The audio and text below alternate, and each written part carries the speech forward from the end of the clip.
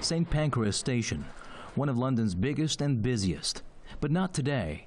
A 48-hour strike by train drivers, preceded by another 48-hour walkout by other rail workers, have meant travel misery for thousands. The dispute between ASLEF and the RMT Rail Workers Union on the one hand, and the employer Network Rail and train operating companies on the other, is largely over pay and the impact of inflation on workers' wages. But disagreements have kept a deal elusive for months. Well, we want to hear movement on the issue about some of the conditions they've put down in Network Rail. That's a restructuring of all our members' terms and conditions.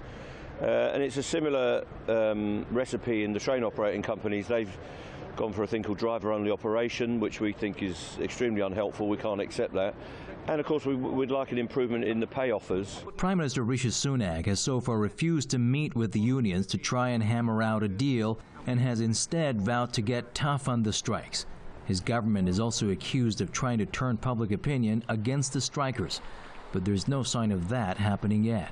I think workers are well within their rights to demand at least living wages to be kept in line with inflation. So yeah, I'm fully supportive of this. I really sympathize. I think they're right.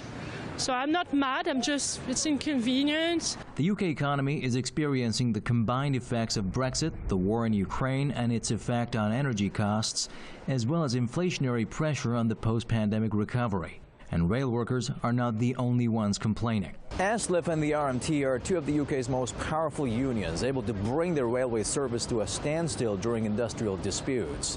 And the concerns they have been raising about the difference between people's pay packets and the cost of living at the moment are shared by many different industries and professions. Nurses, ambulance drivers, teachers, postal workers, driving examiners and the like all have pay deals with the government in the pipelines and are likely to be offered less than the rate of inflation.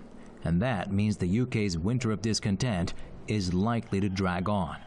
Saeed Puraza, Press TV, London.